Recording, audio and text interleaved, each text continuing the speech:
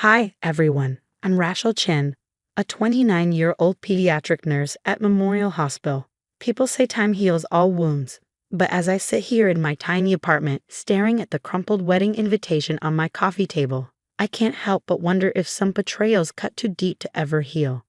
The elegant calligraphy on the card, Olivia's perfectly polished handwriting, taunts me. 6 months ago, those same hands forged my signature on inheritance documents, stealing what little security my late grandfather left me. Olivia, my stepsister, the same woman who stood beside me on my wedding day, smiling as she secretly orchestrated my heartbreak. Family comes first, she used to say, but I realize now she meant her version of family, the one where I never truly belonged. Let me take you back to the beginning. 3 years ago, when Dad married Catherine, I was genuinely happy for him. After losing Mom to cancer when I was 12, he deserved another chance at love. Catherine was warm and kind, the sort of woman who could light up a room, and her daughter Olivia, well, she was dazzling. Tall, confident, and impeccably put together. Olivia was everything I wasn't. A high-end event planner with a thriving career, she lived a life straight out of the pages of Vogue. At our parents' wedding, she swept me into a world of glitter and glamour, her diamond bracelet catching the light as she air-kissed my cheeks. "Rachel, darling," she cooed, grabbing my hands like we were long-lost friends. "We're sisters now. I just know we're going to be so close." Her words seemed genuine at the time, and I wanted to believe them. When Nathan and I got engaged, Olivia insisted on being my maid of honor. "What are sisters for?" she'd say, tossing her designer bag onto my couch as we flipped through bridal magazines. "Trust me, I do this for a living. Your wedding will be absolutely stunning." And it was stunning in a way, a perfectly curated disaster. Looking back, the red flags were everywhere. The way Olivia subtly criticized my choices, my dress, my flowers, even the music, with that syrupy smile of hers. The way she conveniently scheduled vendor meetings during my hospital shifts, making sure I was too busy to notice what she was really doing. But the night before the wedding, her plan unfolded in full. I was double-checking my overnight bag when Nathan texted, "We need to talk. It's urgent." At our favorite coffee shop, he sat pale and silent, holding a stack of screenshots. "Rachel," he began, his voice trembling, "please tell me these aren't real." The messages were damning. Intimate exchanges between me and Dr. James, one of the attending physicians at Memorial. Flirty texts, plans to meet in on-call rooms, things I'd never written. "Nathan, this isn't me," I cried. "These are fake." But then he slid his phone across the table, showing me photos. Edited but not obviously so. They showed me and Dr. James in compromising positions, the lighting wrong, the proportions off, but still convincing enough to spark doubt. "Olivia sent these," Nathan said. His voice cracked. "She thought I deserved to know before tomorrow." That's when my phone buzzed with an onslaught of notifications. The same photos and texts had been sent to our wedding guests. My dad, Nathan's family, my colleagues. Everyone. Nathan didn't even look at me as he stood. "I can't do this," he said quietly. "I need time to think." When I got home, Olivia was waiting. She lounged in the living room with Catherine, a glass of wine in hand, looking utterly unbothered. "Oh, sweetie," she said, her voice dripping with Fox concern. I had to tell Nathan. He deserved to know the truth. What kind of sister would I be if I didn't? "You know, those are fake," I said, my voice trembling. "Why would you do this?" Her smile turned icy. "Are they fake, Rachel? Because nobody else seems to think so. Dad's devastated, by the way." Poor thing. I turned to Catherine, searching for an ally, but she just shook her head, her expression weary. "Rachel, honey, maybe it's for the best. Nathan deserves someone who fits." That was the moment I realized I was on my own. Olivia wasn't satisfied with ruining my wedding. She had bigger plans. And as I learned later, the forged inheritance documents were already in motion. She wasn't just stealing my family and my future. She was taking everything. 6 months after my wedding fell apart, I was piecing my life back together one fragile shard at a time. Dr. James had come forward to confirm the photos and messages were fake, but the damage had already been done. Nathan had moved to Seattle, leaving behind unanswered questions, and most of our mutual friends still viewed me with wary, lingering doubt. Work at the pediatric ward became my refuge, Immersing myself in the laughter of children was the only thing keeping me afloat. Then came the call that shattered the delicate peace I had rebuilt. Miss Chen. Mr. Harrison's voice, my grandfather's lawyer, was laced with unease. We need you to come to the office immediately. There's been a situation with your inheritance. I froze, gripping the phone tighter. My grandfather had passed away 2 months before Dad married Catherine, leaving me Creative Corner, his beloved vintage bookstore, and a trust fund. That bookstore was more than a business. It was my sanctuary, the place where Mom and I spent countless hours before she passed. Losing it was unthinkable. When I arrived at Mr. Harrison's office, Olivia was already there. She sat poised on a leather chair, her legs crossed elegantly, Louboutin heels glinting in the sunlight. Her silk blouse and diamond earrings practically screamed triumph. "Rachel, darling," she cooed, as if we were friends catching up over coffee. "Isn't this exciting?"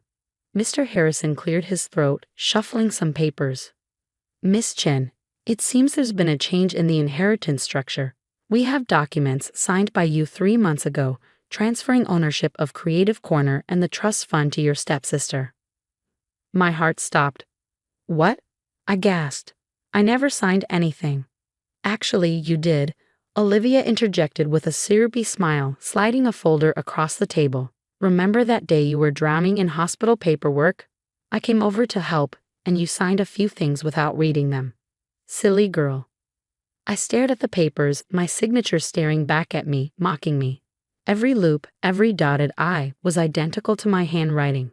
My stomach churned. "This is forgery," I snapped, my voice rising. "That's a serious accusation," Mr. Harrison said, glancing between us nervously. "The signatures have been verified by handwriting experts." Rachel's always had a flair for drama. Olivia sighed, feigning exasperation. "Honestly, this is for the best. Creative Corner needs someone with vision and modern business sense. And Rachel, well, you're a nurse. Bless your heart." "It's my bookstore." I shot back, anger burning through my shock. Those books were my mom's life. "Books are so passé," Olivia said breezily, her lips curving into a smirk. "I'm thinking of turning it into a chic cafe boutique. Maybe I'll name it Olives. Has a nice ring to it, don't you think?" I turned to Mr. Harrison, desperate. "My dad won't let this happen. He knows what that store means to me." Olivia let out a sharp laugh. "Dad, sweetie, he's the one who suggested I take over. After the unfortunate incident with Dr. James, he thinks you need time to, get your life together." Her words were like a slap. By the time I left the office, my world felt like it had been ripped apart all over again. That night, I sat on my living room floor, surrounded by photos of the bookstore. Mom reading to me in the cozy nook she decorated, Dad helping me sort through new arrivals. It felt like losing her all over again. My phone buzzed, breaking my reverie. It was Sarah, my best friend from nursing school. Just drove past Creative Corner. Her message read, "There's a coming soon. Olive's Boutique Cafe sign in the window. What's going on?" My hands shook as I called her, and within 20 minutes, Sarah was at my apartment, a bottle of wine in one hand and fire in her eyes. "This is insane," she said, pouring us both glasses. "We need to fight back." "How?" I asked helplessly, showing her the forged documents. "She's thought of everything." "Maybe not everything," Sarah said, her eyes narrowing. "Remember Tommy, your brother? The cybersecurity guy?" She nodded. "If anyone can prove Olivia faked those wedding photos and messages, it's him. And if she was sloppy with her digital tracks, he'll find them." The flicker of hope was almost too painful to hold onto. "But we'd need access to her phone, her computer." Sarah cut me off with a sly grin. "Leave that to me. Olivia just posted about her luxury spa weekend. 3 days of digital detox. No phones allowed." As we started plotting, my phone buzzed again. A message from Nathan. My heart skipped a beat. "Saw the news about Creative Corner," it read. "This isn't you, Rach. I know you'd never give up your mom's legacy. And I've been thinking about those wedding photos. Something doesn't add up." I stared at the screen, my pulse racing. "The universe is sending you a lifeline," Sarah said firmly. "It's time to fight back." We didn't know it yet, but Olivia wasn't finished. Her next move would push me to the brink, testing every bond I had left, including the fragile glimmer of hope Nathan's message had sparked. The next week felt like a high-stakes game of chess, each move deliberate, every piece crucial. While Olivia indulged in her spa retreat, Sarah and I moved our plan into action. Tommy, working remotely, traced the doctored wedding photos to a high-end photo manipulation service. The payment trail led directly to Olivia's business account, but we needed more. The breakthrough came from an unexpected ally. Lisa, Olivia's assistant. She intercepted me outside the hospital one evening, glancing over her shoulder as if she were being followed. "Miss Chen," she said in a hushed tone, handing me a USB drive with trembling hands. "I found these while backing up Olivia's work computer. She'd kill me if she knew I saw them. But you deserve to know the truth." That night, Sarah and Tommy joined me to examine the drive's contents. What we uncovered made my stomach twist. There were emails between Olivia and a professional forger detailing how to replicate my signature. Screenshots of her coordinating with Catherine to convince Dad that I was unstable after the wedding disaster. And the most damning piece of all, a detailed proposal to sell Creative Corner to a luxury developer. She never planned to keep the store, Sarah realized, her voice shaky with fury. The cafe was just a smokescreen. She's selling out to build condos. She's destroying Mom's legacy, I whispered, gripping the USB like a lifeline. As I sat reeling, my phone buzzed. It was Nathan. "Can we meet? I'm back in town." The next afternoon, I found him waiting at our old coffee shop. He looked tired but determined. "I hired a private investigator after I left," he admitted. I couldn't shake the feeling that something wasn't right. The PI found links between Olivia and the photo editing service. "I know," I said quietly, sliding the USB across the table.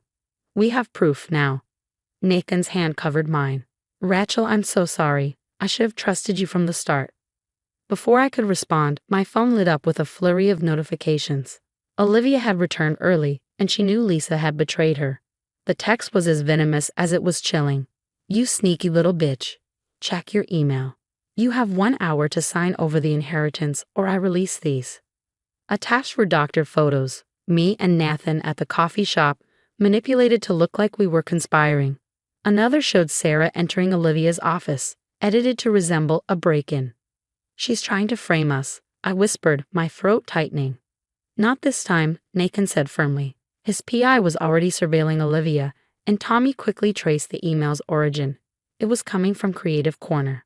Sarah made a call to her cousin, a detective.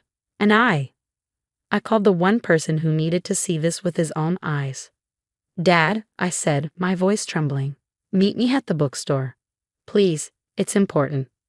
When we arrived at Creative Corner, Olivia was inside with Catherine, her laptop open on Mom's old reading table. A thick developer's contract sprawled across the surface. "Perfect timing," Olivia sneered. "Are you ready to sign away your claims, sister dear?" "Actually," I said, holding up the USB, "I have something for you to sign. A confession."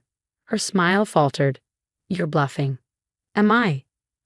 I walked to the store's ancient computer and plugged in the USB, projecting its contents onto the wall.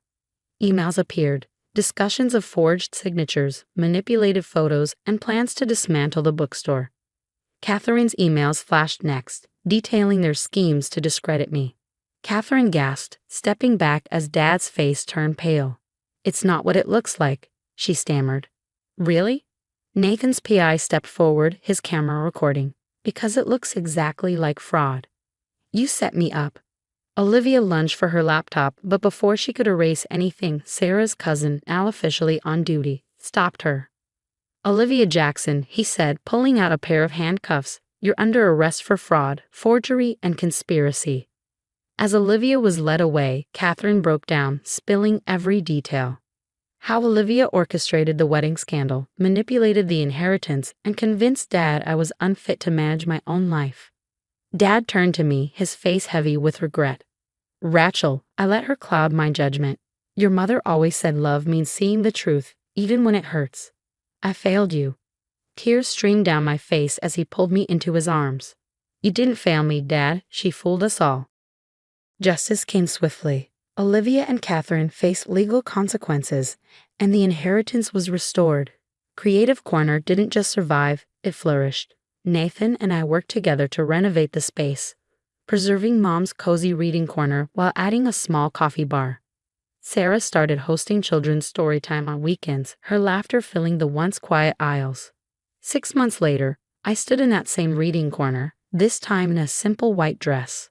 No grand wedding, no pretenses, just close friends, my dad and Nathan, promising to always trust and fight for each other. Now when the store quiets at night, I sit in Mom's old chair and reflect. Olivia's greed nearly destroyed everything I loved, but it taught me something important. Family isn't about shared blood or names on paper. It's the people who fight for you, who see the truth when no one else does, and who help you protect what matters most.